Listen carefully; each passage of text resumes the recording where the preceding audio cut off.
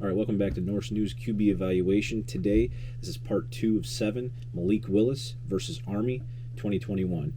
If you missed part 1 of Malik Willis's evaluation, I'll be sure to put a link in the description below. And with that, let's get it.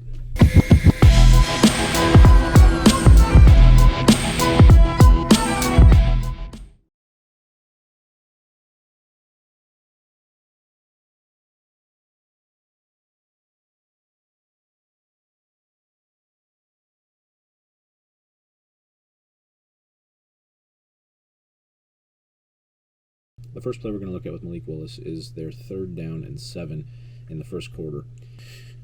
Okay, he senses the pocket collapsing, he slides out of it, makes a great throw on 3rd down and long. That is an NFL throw.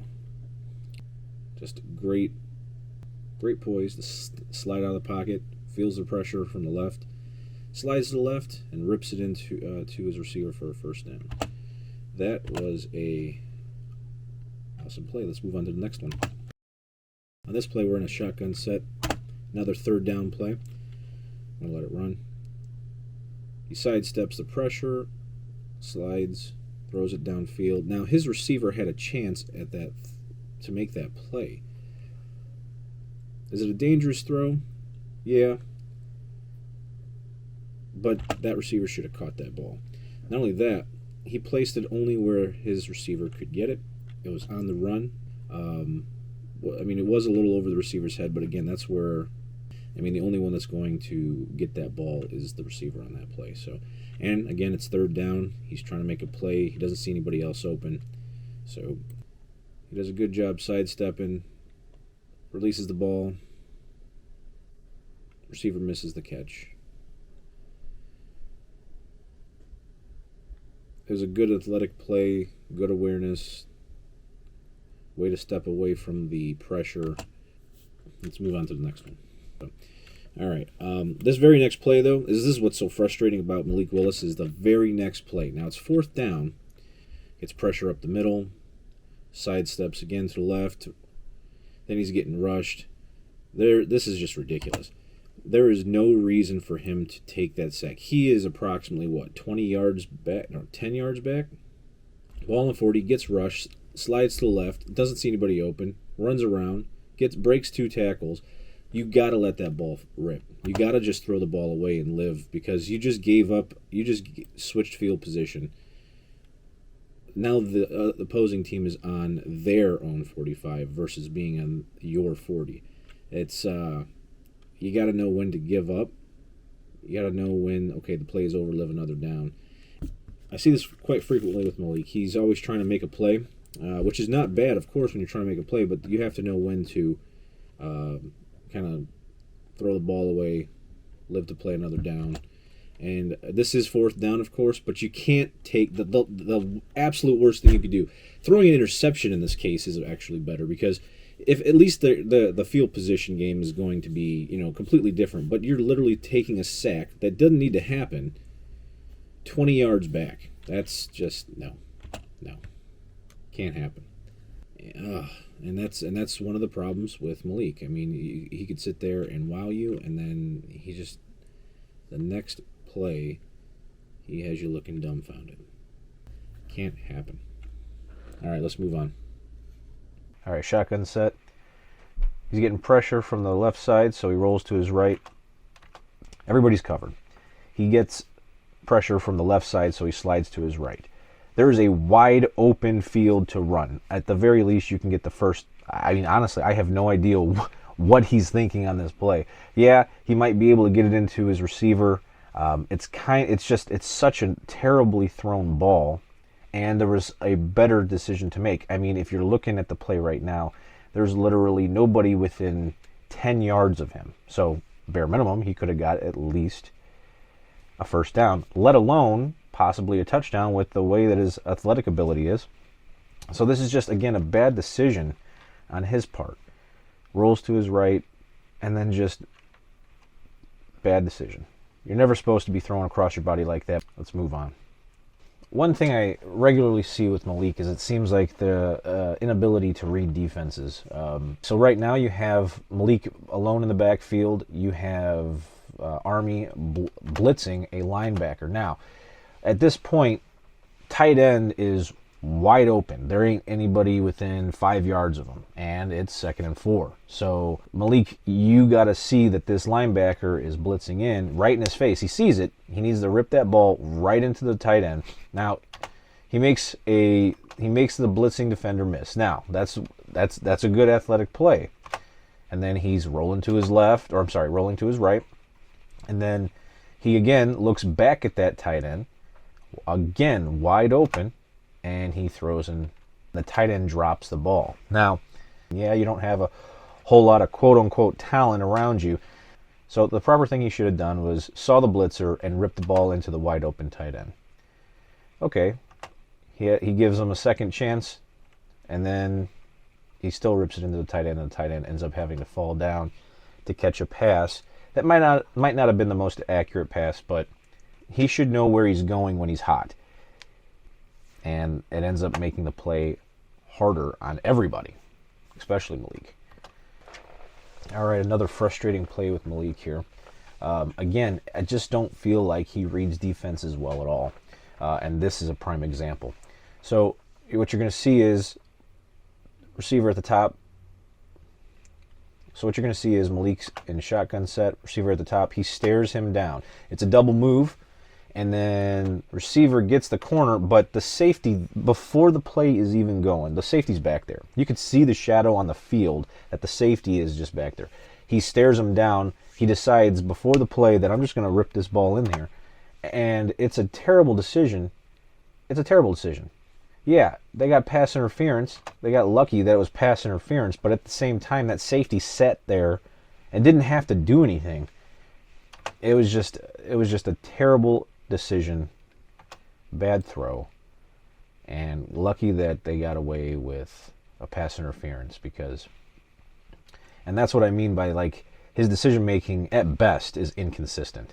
At best is inconsistent.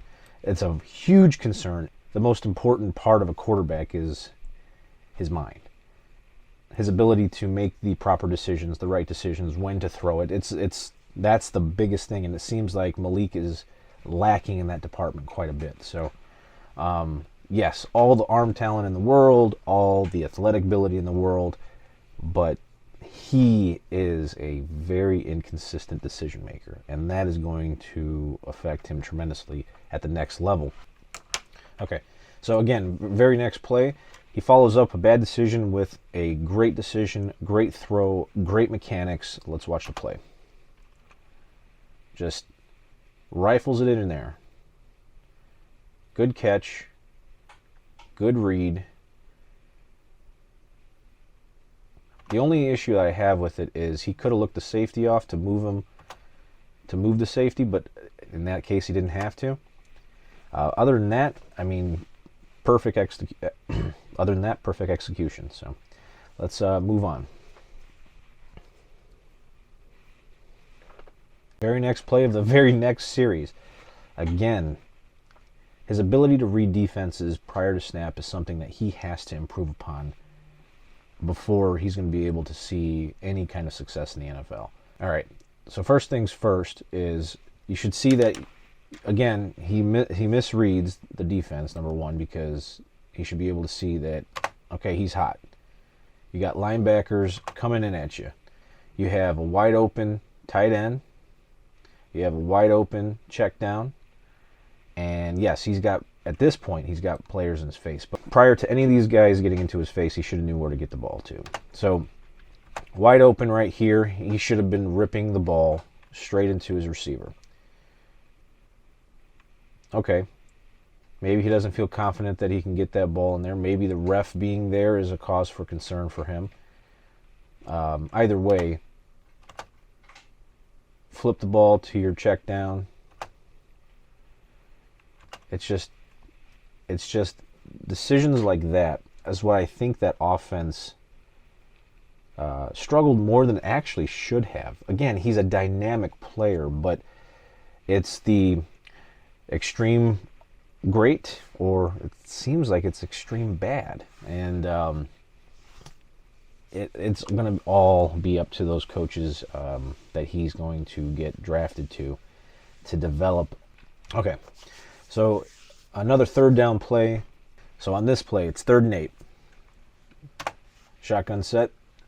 Nobody is open. Malik stands in the pocket, enough time, he slides, and then he rips the ball down the field. Now that receiver has got to catch the ball. That is a perfect throw. When I first watched this game, I was like, God, Malik looks so bad in this game. But I've rewatched it since, and then I'm rewatching it now, of course, and he has at least 4, 5, maybe even 6 drops for big plays in this game.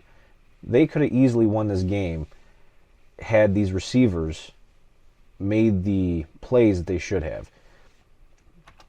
All right, so on this 3rd down, Malik's got all the time in the world because they only rush 4. He slides to his left because nobody's open. I mean, nobody. His receiver then flashes open, and it bounces right off his hands. That is just so unfortunate. So unfortunate. Great decision. Great throw. 81, you got to catch that ball. Again, very next play. This time, it's very interesting. So 4th and 8. Let's watch the play. Pressure from the left. He rolls to his right. Doesn't want to give up on the play. He rips the ball downfield over 4 defenders. And the receiver actually makes the catch. What do you know? That was a fantastic throw. Dangerous, but 4th down. This is a playmaker play. This is what you want to see out of him. This is what you need more consistently. And he needed more consistent wide receiver play.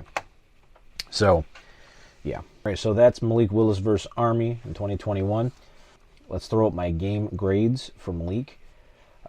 Again, a lot of inconsistency with Malik, specifically with his decision making, and that's a huge concern for me. Is he a playmaker? Yes. Does he have athletic ability? Yes.